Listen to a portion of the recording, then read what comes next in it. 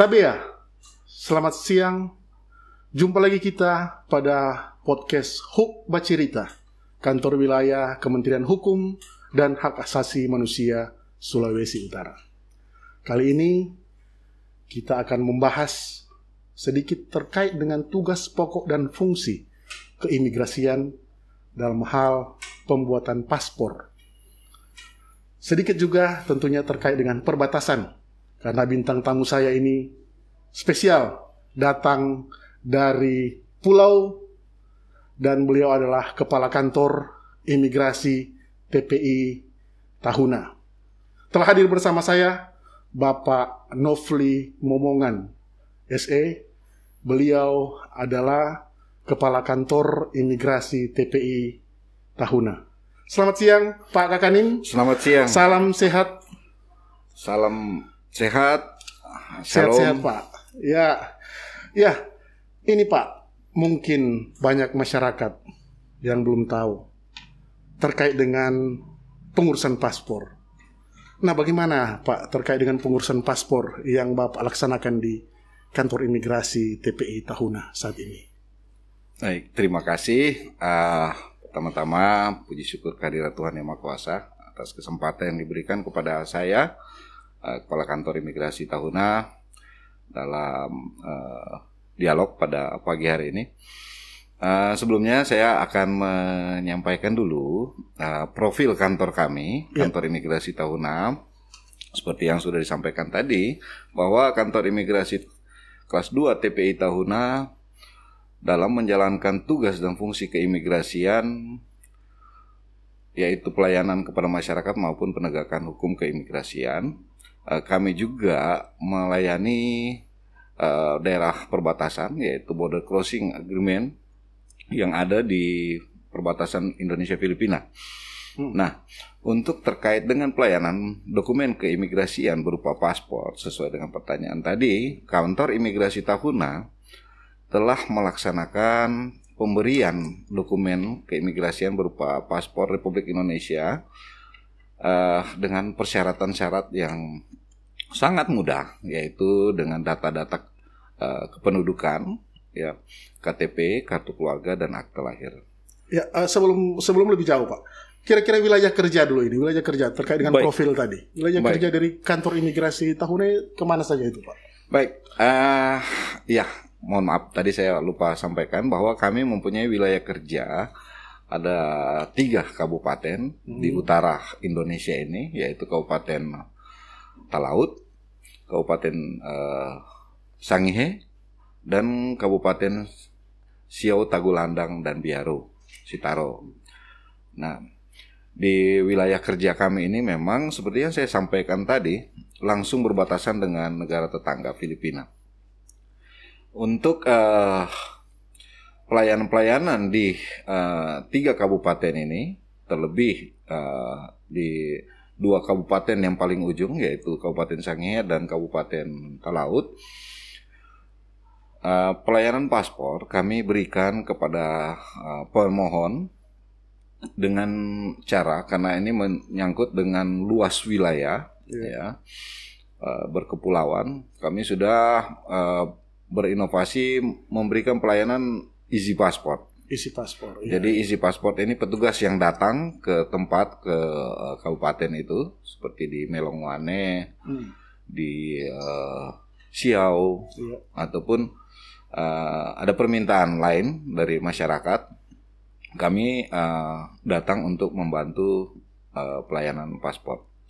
Oh, jadi itu pelayanannya terkait dengan isi paspor itu dari Kantor Imigrasi memberikan pelayanan langsung ke, kira-kira untuk jumlah kuotanya atau tata caranya untuk mengajukan isi paspor itu Pak? Ya, baik Pak.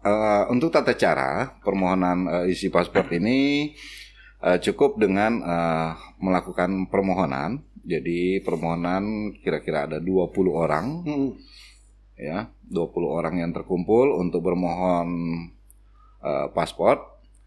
Kami siapkan petugas dan sarana prasarana yang dibutuhkan untuk pelayanan keimigrasian. Dan ini sudah berjalan. Kebetulan Kabupaten Talaut Di Melongwane kemarin sudah kami layani juga di sana, ada permohonan. Kabupaten Sitaro sudah juga, termasuk di Tahuna sendiri sudah kami datangin. Dan antusias masyarakat sangat baik untuk pelayanan ini, karena jarak ini yang harus yang banyak menyita waktu dan biaya, ya, belum lagi dengan cuaca yang buruk tentunya kan ini sangat menghalangi masyarakat untuk berniat untuk membuat dokumen perjalanan paspor ini. Ya, ini Pak, mungkin terkait dengan paspor. Nah, mungkin ada, kalau paspor saya sudah expire dari sejak tahun 2020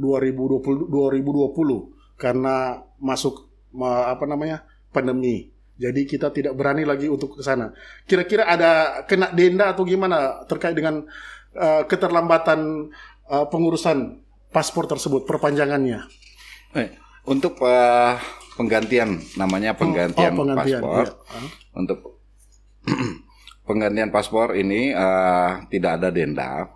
Yang penting paspor atau dokumen itu dikembalikan ke negara.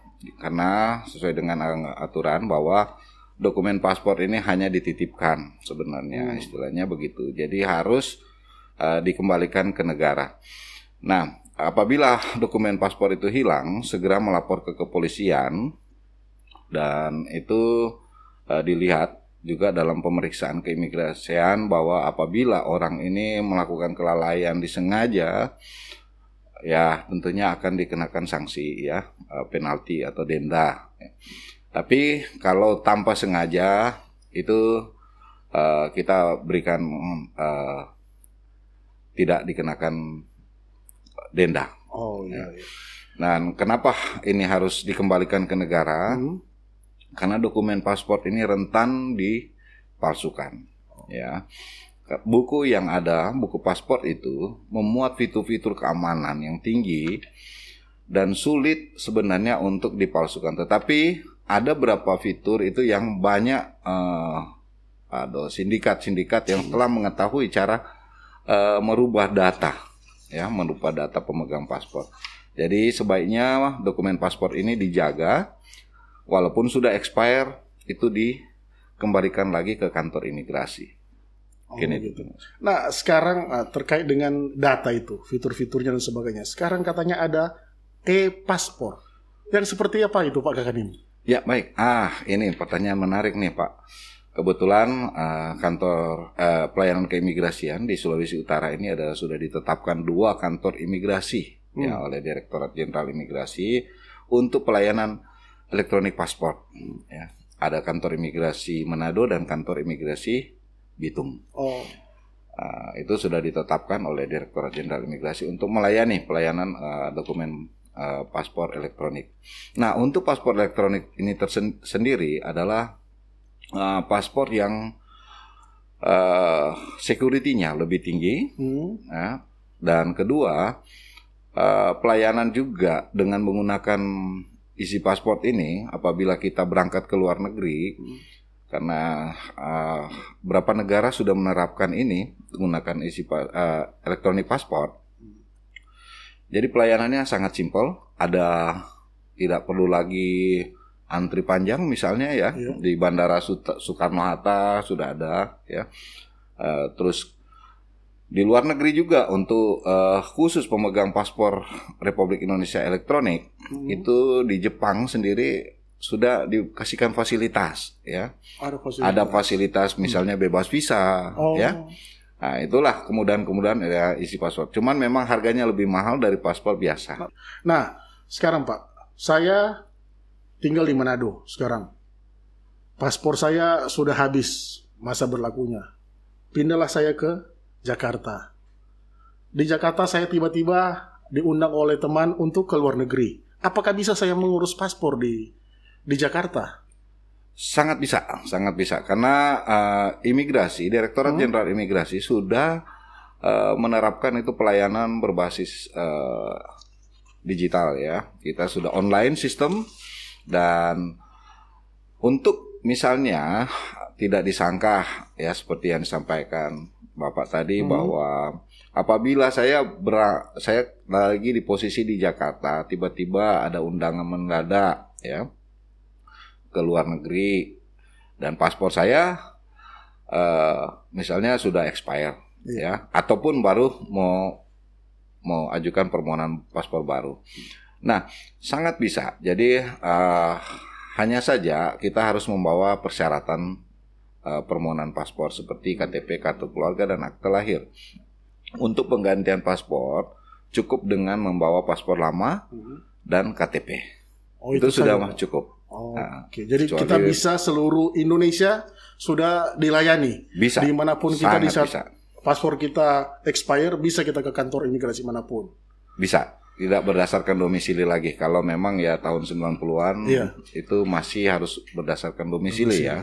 Tapi untuk sekarang tidak lagi. Jadi silakan apabila memang lagi posisi di luar daerah, terus kita ada berniat untuk mengganti paspor ataupun membuat paspor baru, silakan.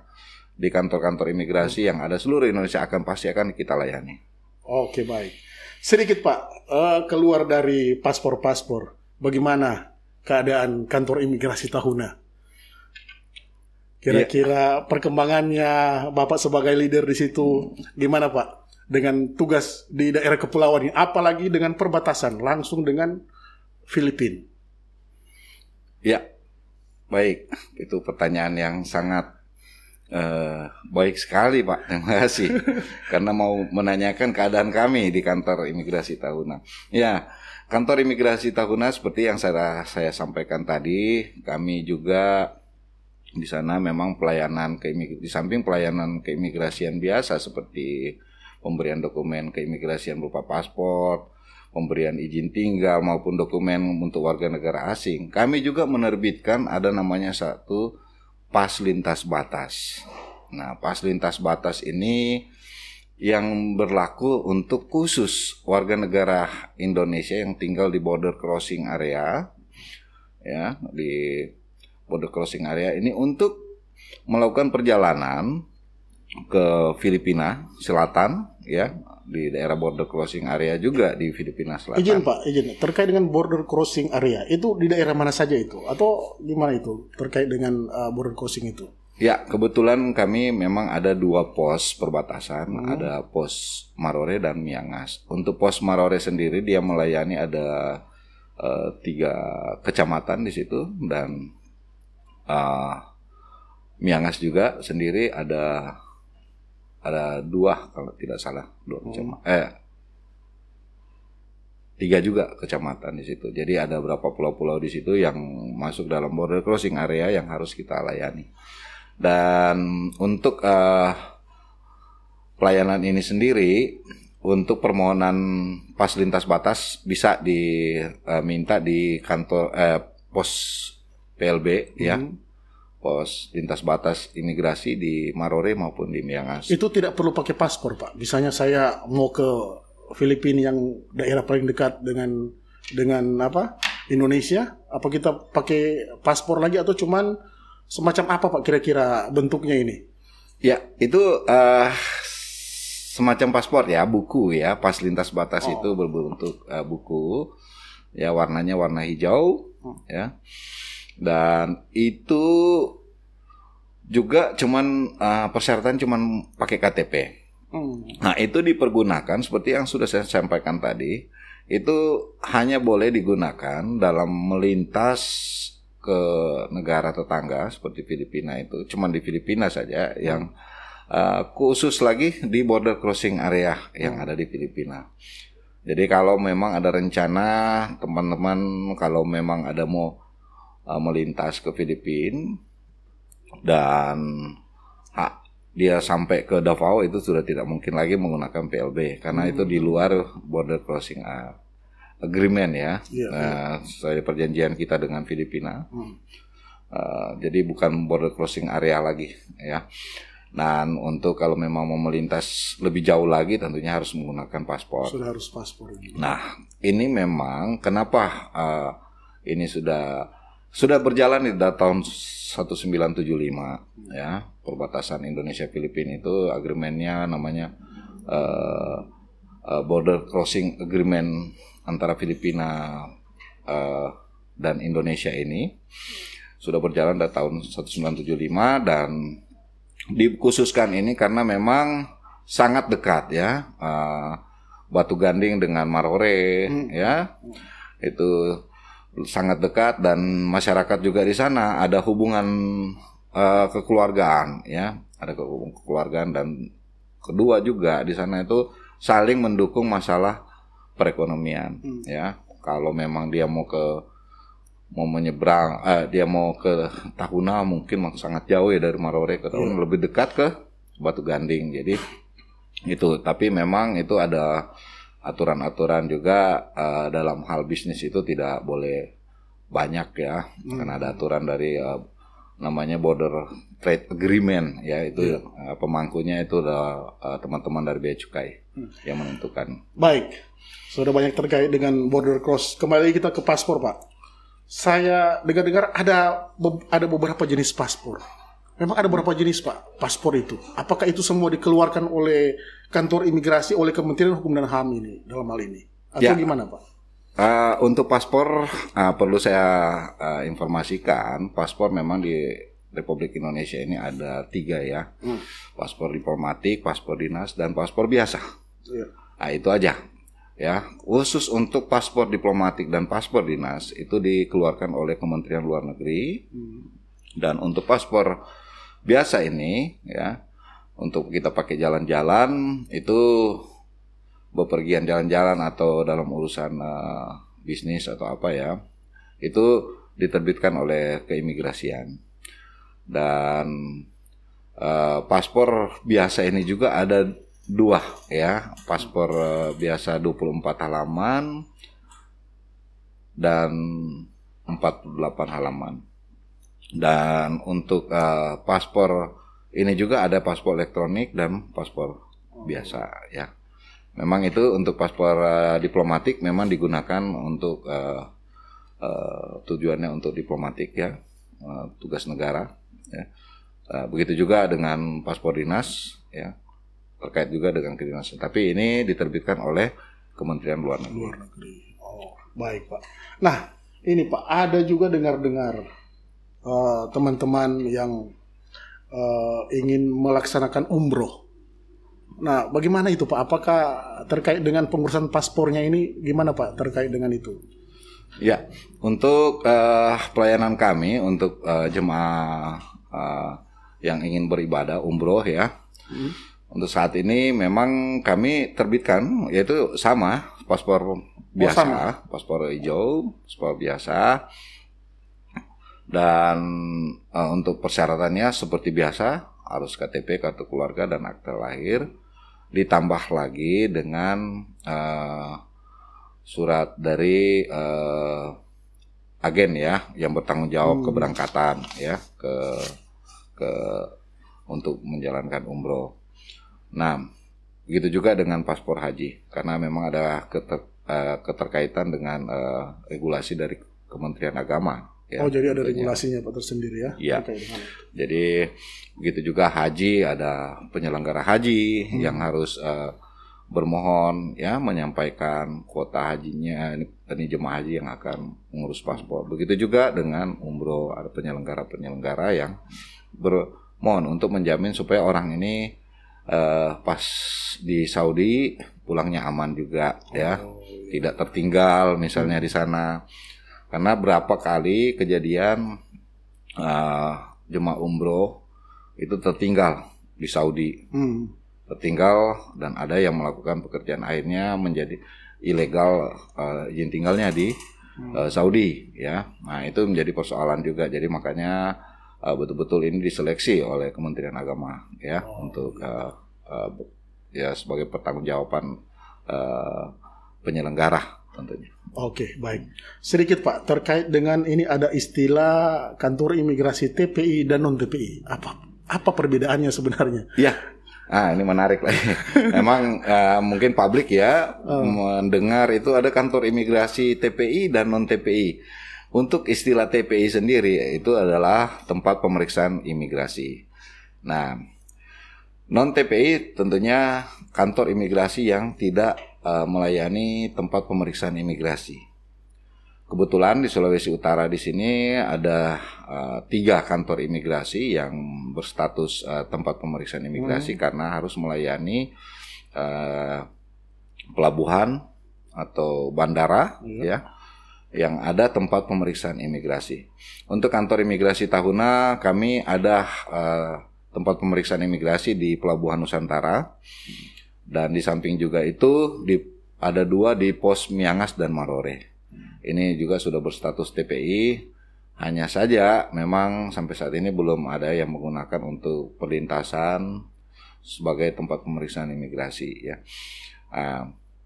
Tapi untuk pemeriksaan di border crossing area ini kami sudah melayani ya, mulai dari pemberian fasilitas batas sampai pemeriksaannya. Mungkin itu. Nah, kembali lagi Pak, kita sedikit melebar terkait dengan tempat tugasnya Bapak ini. Agaknya unik ini Tahuna, karena ada faktor-faktornya yang membuat sampai ini unik. Bisa Pak kira-kira dijelaskan keunikan selama Bapak bertugas di sana? Ya memang unik kantor imigrasi Tahuna ini memang beda dengan kantor imigrasi yang lain ya. Karena dari segi regulasi sendiri kami menjalankan di dua regulasi yang harus kita laksanakan yaitu Undang-Undang Nomor 6 tahun 2011 dan agreement Indonesia Filipina. Karena di sana itu ada namanya border crossing agreement yang tugasnya itu adalah petugas dari imigrasi yang menjalankan. Jadi mulai dari pelayanan maupun penegakan hukum ya, kita memang harus tunduk di agreement itu khusus untuk daerah border crossing area ini. Nah, di kantor-kantor imigrasi yang lain mungkin sampai saat ini belum ada, saya tahu yang menjalankan TUSIS seperti yang ada di kantor imigrasi Tahuna. Memang unik untuk kantor imigrasi Tahuna ini dan satu-satunya di Indonesia. Dengar-dengar ini Pak, ada inovasi dari Kanwil Tahuna ini terkait dengan penamaannya tuna super. Bisa Pak dijelaskan sedikit terkait dengan inovasi dari Kanwil Tahuna ini Pak? Baik, terima kasih Bapak. Ya, untuk kantor imigrasi Tahuna memang kami ada sedikit persoalan juga dalam hal pengawasan keimigrasian, yaitu di bidang penegakan hukum ya. Ada banyak warga negara asing undocumented ya, tanpa dokumen, warga negara asing tanpa dokumen, dan warga negara asing ini juga ya, karena memang tanpa dokumen tidak ada status kewarganegaraannya, mau dia warga negara Filipina atau warga negara Indonesia. Konon warga negara asing tanpa dokumen ini adalah keturunan orang Indonesia ya, yang sudah lama berdomisili di Filipina. Nah, ini sudah sangat banyak ya, khususnya di wilayah Sulawesi Utara, ada di wilayah kerja kantor imigrasi Tahuna, dan kedua di wilayah kerja kantor imigrasi Bitung. Kami memang ada sedikit kesulitan dalam hal pengawasan karena kemiripan ya, tentunya orang-orang ini dengan orang lokal ya.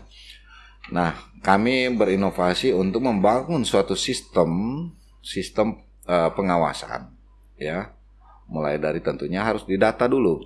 Nah, yang punya kewenangan pendataan itu adalah pemerintah daerah. Jadi sesuai dengan arahan Pak Presiden kita untuk menghilangkan ego sektoral, jadi kami menggandeng dan bekerja sama dengan pemerintah daerah untuk membangun suatu kerja ya bersama penanganan terhadap warga negara asing tanpa dokumen ini. Nah, kami pihak imigrasi telah membangun suatu sistem aplikasi ya, suatu aplikasi namanya Situna Super. Nah, Situna Super ini sendiri adalah singkatan dari Imigrasi Tahuna Supervising Undocumented Person. Nah, itu disingkatan itu Situna Super itu. Dan ini kami sudah memberikan sosialisasi juga kepada pemerintah daerah, dan pemerintah daerah menyambut baik. Ya, kemarin sendiri sudah ada dikumpulkan untuk pengguna aplikasi ini sampai ke tingkat kelurahan. Iya. Dan itu sudah kami jadi diberikan akses juga sampai ke tingkat kelurahan, Pak, untuk mengakses Situna Super. Dan tugas-tugas dari lurah-lurah ini memberikan informasi, ya, mulai dari orang itu di data baru maupun orang itu misalnya ada berpindah-pindah tempat. Nah, kita bisa menggunakan ini, dan kita dengan pemerintah daerah bisa memonitor pergerakan orang-orang ini. Tentunya pertama satu itu, ya, dari segi pengawasan. Kedua, data orang-orang ini bisa tersimpan secara digital, ya, dan itu bisa dimanfaatkan untuk ke depan untuk pewarganegaraan tentunya, apabila yang bersangkutan itu berniat untuk menjadi warga negara Indonesia sesuai dengan keputusan Menteri Hukum dan HAM, ya, nomor 53, ya. Nah, jadi kalau ada permohonan untuk kewarganegaraan tentunya lebih mempermudah untuk mendapatkan data, apalagi sudah tersimpan secara digital. Jadi ini aplikasi ini ke depan juga kami akan terus kembangkan. Mudah-mudahan ini sudah juga menjadi perhatian dari Divisi Imigrasi atau Kantor Wilayah Kementerian Hukum dan HAM sendiri, Pak Kandil sudah sampaikan ini akan diterapkan juga di kantor-kantor imigrasi lain seperti kantor imigrasi Bitung tentunya. Dan dari Direktorat Jenderal Imigrasi sendiri sudah menyatakan bahwa ini menjadi satu role model dalam pelayanan, ya, pengawasan, dalam hal pengawasan terhadap orang asing. Mudah-mudahan ini akan diterapkan juga di daerah-daerah lain, daerah khususnya daerah perbatasan, karena Indonesia ini banyak perbatasannya. Ada perbatasan Malaysia, Filipina, Timor Leste maupun PNG. Nah, itu akan diterapkan juga di tempat-tempat itu. Mudah-mudahan. Iya, menarik, Pak. Luar biasa. Kita kembali ke paspor sedikit, Pak. Tadi Bapak menyebutkan ada paspor yang 24 halaman, ada yang 48 halaman. Sebenarnya bedanya apa? Ketebalannya atau biayanya atau apanya? Ya, begitulah. Seperti tadi, memang bedanya di halaman saja. Halaman dan harganya. Tapi fungsinya sama, ya, untuk digunakan untuk perjalanan ke luar negeri.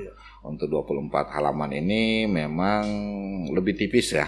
Lebih tipis halamannya, karena sering itu orang berpergian kalau dia rutin ke luar negeri, tentunya halamannya cepat habis karena full dengan stem-stem, ya, stem dari Indonesia, stem dari negara yang dituju tentunya.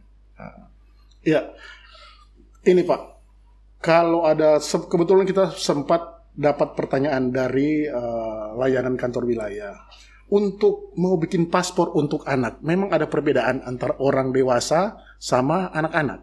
Ya, begini, karena paspor seperti yang sudah saya sampaikan tadi, persyaratan paspor itu ada KTP, kartu keluarga, dan akta lahir. Nah, kalau khusus anak di bawah umur kan tentunya belum punya KTP, ya, tentunya dia harus menambah persyaratan KTP kedua orang tua dan surat atau akte nikah orang tua. Jadi untuk menunjukkan bahwa di samping jadi persyaratannya KTP kedua orang tua, akte nikah orang tua, kartu keluarga, dan akte lahir anak sendiri. Jadi memang itu karena memang anak-anak ini kan, ya, tentunya kita jangan sampai lah ada penjualan manusia, ya. Jadi kita belum tahu. Betul. Kalau tiba-tiba nak menggunakan misalnya akte nikah, ya. Akhirnya kan sudah menjadi syarat, ya, menjadi syarat untuk dilengkapi. Jadi sama, harus dilampirkan semua yang Bapak. Terkait dengan harganya sama juga. Sama. Tidak ada beda. Baik. Nah, Pak, terkait dengan pelaksanaan tugas Bapak ini, bagaimana dengan hubungan dengan stakeholder? Kira-kira stakeholder siapa saja yang terkait dengan pelaksanaan tugas ini? Ya, baik. Memang dalam menjalankan tugas fungsi keimigrasian memang kita sangat terbuka ya untuk dukungan dari stakeholder ya, tentunya seperti pemerintah daerah, tentunya ya, pihak kepolisian, ya TNI, Polri, TNI ya, maupun instansi-instansi yang lain. Karena kami sendiri dalam hal pengawasan orang asing ini, kami sudah ada tim namanya tim pengawasan orang asing, tim PORA. Ya, di 3 kabupaten ini sudah kita bentuk ya. Nah, ini keanggotaan tim PORA ini adalah instansi-instansi terkait. Siapa saja itu Pak yang tergabung dalam itu? Ya, dari kepolisian, ya, pemerintah daerah, TNI, dan kejaksaan, ya. Ada dari Bea Cukai sendiri, ada, ya. Ada tergantung. Jadi kita lihat kebutuhan yang ada di daerah. Jadi memang misalnya sampai dinas pariwisata ya kita undang. Ya. Masuk juga Pak. Masuk, ya.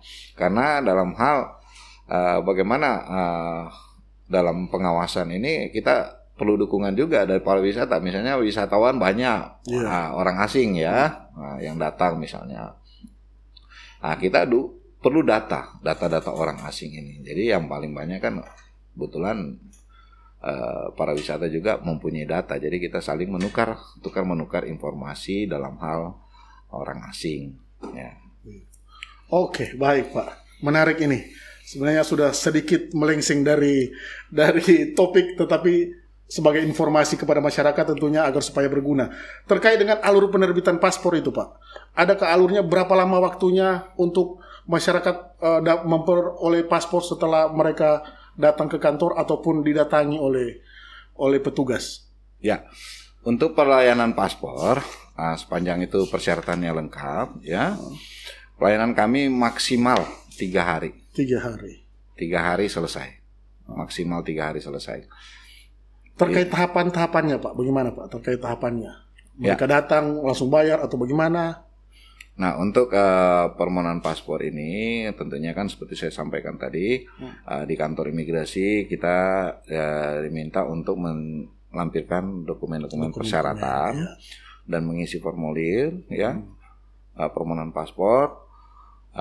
Berikut setelah di wawancara, di foto, itu ada kewajiban membayar. Nah, untuk pembayaran ini tidak dibayar di kantor imigrasi, itu di bank. Oh, langsung bayar ke bank, Pak, ya? Ada yang imigrasi sudah banyak bekerja sama dengan bank-bank, apalagi bank BUMN ya.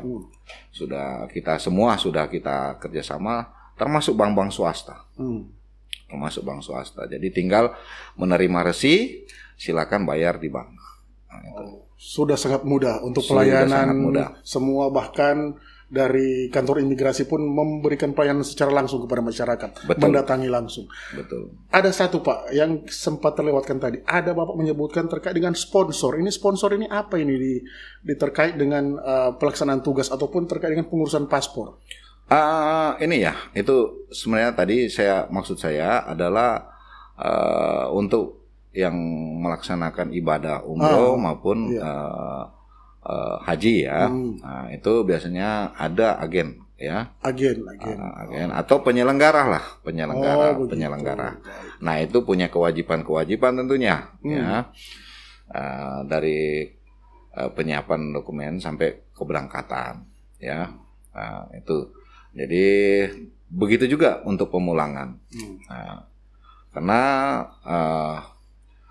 di luar negeri namanya ini orang ya, pasti jangan sampai ada yang masalah ya, ada yang bantu untuk pemulangan. Nah, jadi fungsi dari penyelenggara itu ya itu memang dia harus bertanggung jawab, mulai dari penyiapan dokumen maupun sampai pemulangan nanti dari luar negeri. Baik. Sebelum kita menutup ini Pak, terakhir terkait dengan kira-kira kendala-kendala apa yang dihadapi terkait dengan pelaksanaan tugas, apalagi Bapak ini berada di daerah perbatasan dan di kepulauan. Iya. Kira-kira bisa agar supaya juga bukan hanya pimpinan juga tentunya bisa tahu, oh ternyata ada kendala-kendala ini dan sebagainya, mungkin bisa teratasi apapun itu. Kira-kira seperti apa ini Pak? Ya tentunya ini kami kalau dalam hal melaksanakan tugas dan fungsi ya, baik pelayanan maupun penegakan hukum, memang pasti ada hambatan ya, atau tantangan lah, macam itu.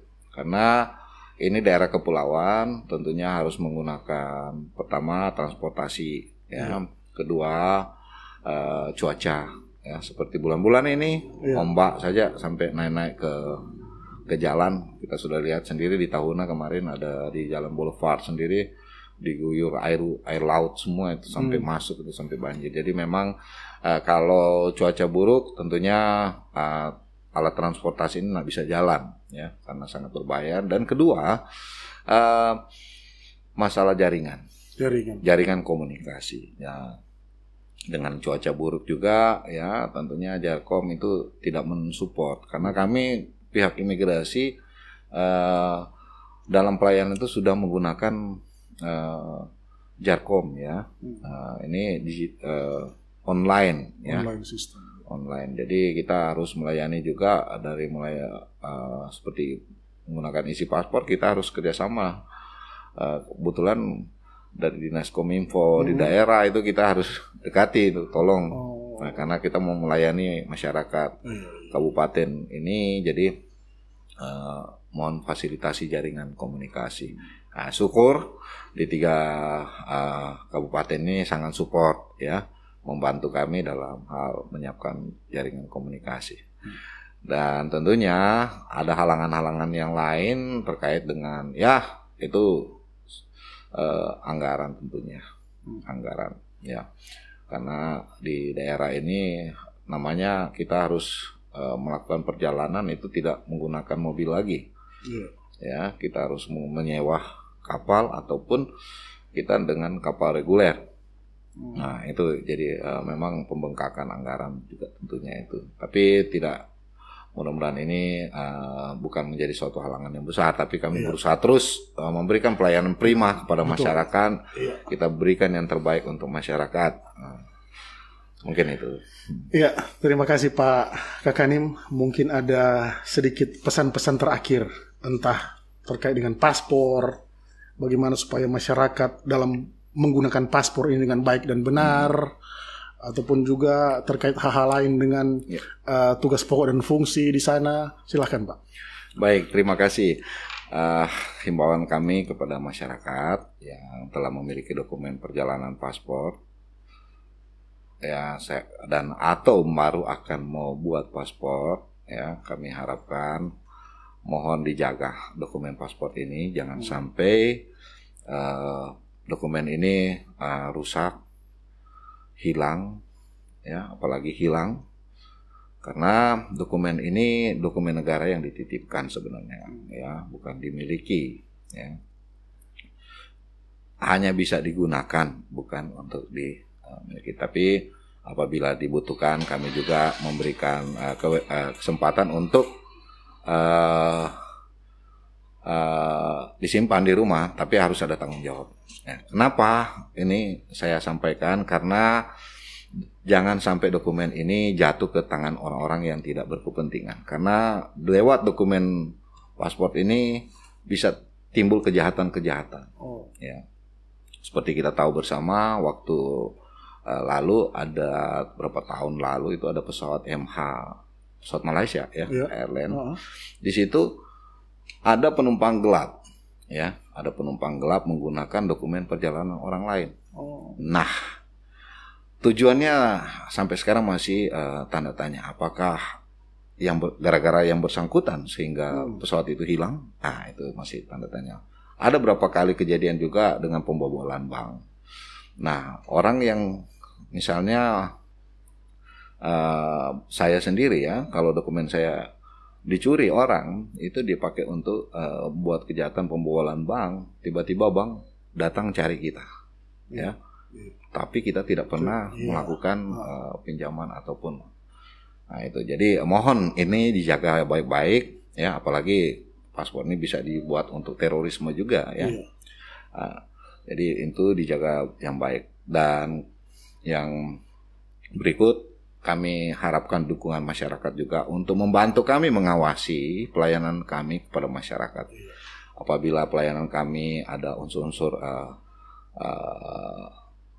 ada pungli, apalagi ya, atau pelayanan kami kurang baik, silakan hubungi kami, Kepala Kantor Imigrasi Tahuna di nomor 0821 926 91777. Ya, silakan hubungi kami kalau ada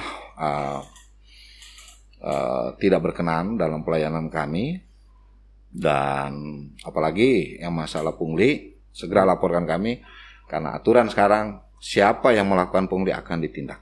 Betul. Ya, akan ditindak.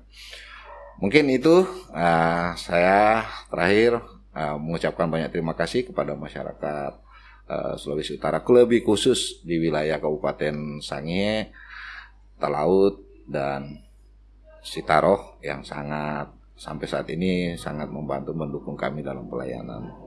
Terima kasih Pak Ketuan Bapak Kalowiran. Ya, demikian Sobat Hebat perbincangan kita terkait dengan pelayanan paspor yang ada pada kantor imigrasi TPI Tahuna, serta terkait juga bagaimana pelaksanaan tugas para sahabat pengayoman yang berada di daerah kepulauan, apalagi terkait dengan berada pada daerah perbatasan.